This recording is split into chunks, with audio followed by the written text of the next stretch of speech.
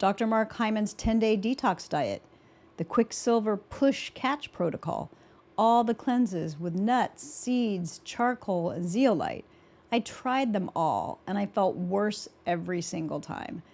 Herxing, fatigued, exhausted, so miserable.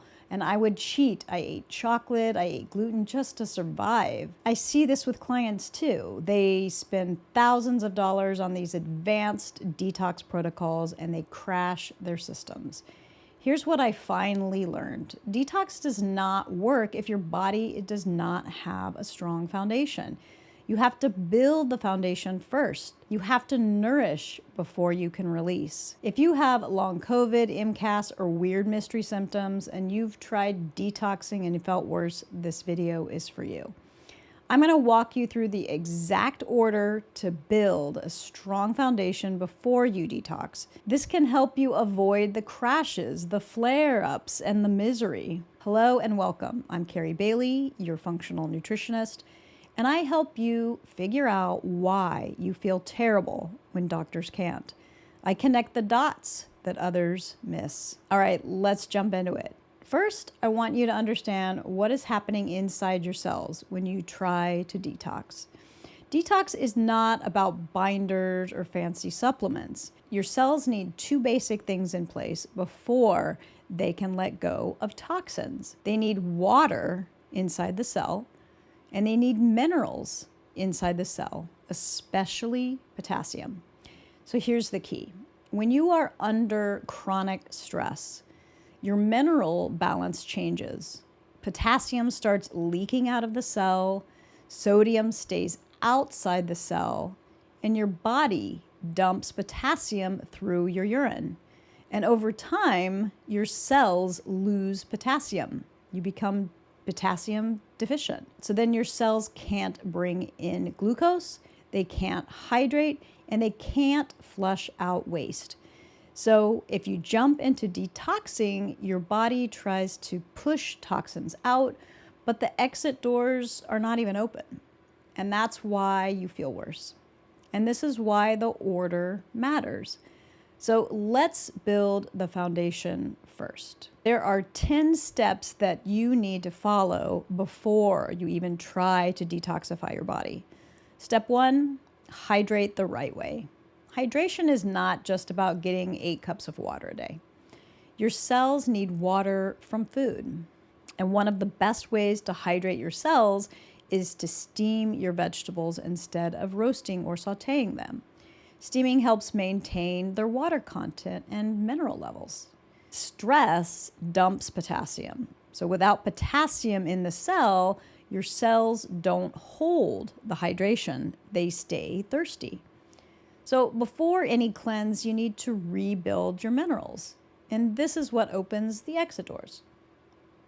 Step 2 is to bring in potassium-rich foods. Bring in foods that can naturally raise your potassium inside the cell.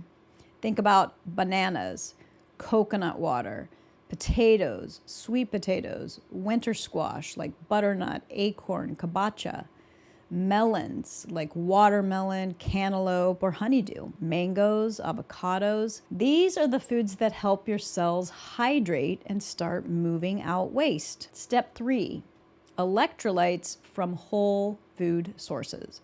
You want to increase electrolytes from whole foods. Think about nature's best electrolytes: coconut water, cucumber juice, and celery juice. You don't want to add salt to your water thinking it will boost your electrolytes. 1 teaspoon of salt has 2,300 milligrams of sodium, and this is really the max that most people can even tolerate in an entire day. So speaking of salt, the popular LMNT electrolyte has 1,000 milligrams of sodium chloride. Sodium chloride behaves differently than sodium from fruits and vegetables. It pulls water into the bloodstream instead of into the cell. And you might feel hydrated, but your cells stay thirsty. Sodium chloride also raises your overall chloride levels. And chloride thickens bile and lymph. And these are the things that you need to have flowing to detoxify. So thick bile is actually going to slow your liver's ability to detoxify. Chloride also triggers the release of adrenaline to compensate for the fluid shifts. Now, most electrolytes on the market also have citric acid and natural flavors. And these can contain MSG, which can overstimulate your nervous system. Step 4, bring in more vegetables. Vegetables are naturally filled with minerals, sulfur, and hydration. You want to start with cooked vegetables. Steam them ideally. This is going to support your liver and increase hydration. Step 5 is to bring in herbal teas. If you have digestive issues, herbal teas are amazing. They're a game changer. Things like lemon balm tea, peppermint tea, and ginger.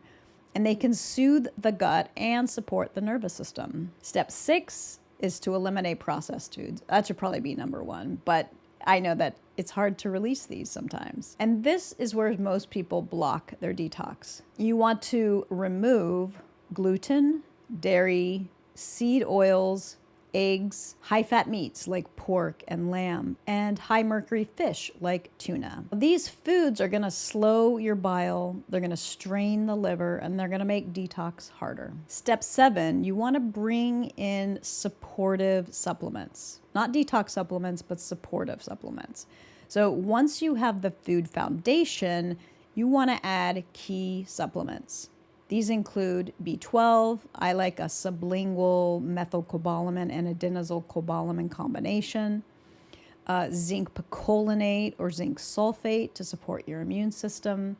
A buffered vitamin C. These are generally buffered with calcium and magnesium. B complex, if you tolerate it. If you can find a methylated one, great. If it's non-methylated, that's okay too. And magnesium. So these help your liver neutralize toxins. They support your nervous system and your immune system.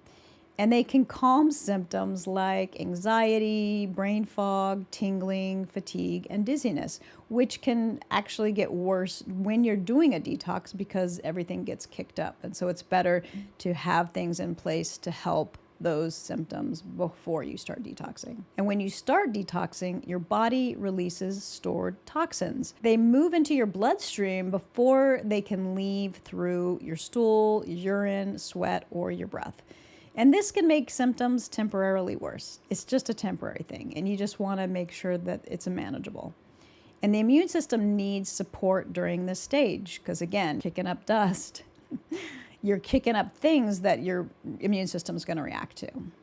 And this is why it's important to support your immune system. Step 8 is to decrease fats slowly. So you don't want to take out fats overnight. I've seen people tank by doing this. Removing fat too quickly drives adrenaline, and that can lead to shaky or overwhelmed, so just go slow. Step 9 is to decrease your salt slowly. If you're consuming more than like a teaspoon of salt in a day, you're going to want to start decreasing it. Salt can affect your hydration and your nervous system balance. People think that salt increases hydration, but it actually decreases. So you want to reduce it slowly to prevent fluid shifts and reactions. And the last step, step number 10, is now that your cells are ready, you can move into deeper detox. I want you to watch my next video where I talk about the best detox smoothie. And it's one of the most effective ways to start releasing toxins safely once the foundation is in place. If this video was helpful, please like and share it with a friend and consider subscribing to my channel so that you can see more videos as I release them each week. Thanks so much for watching. Bye for now.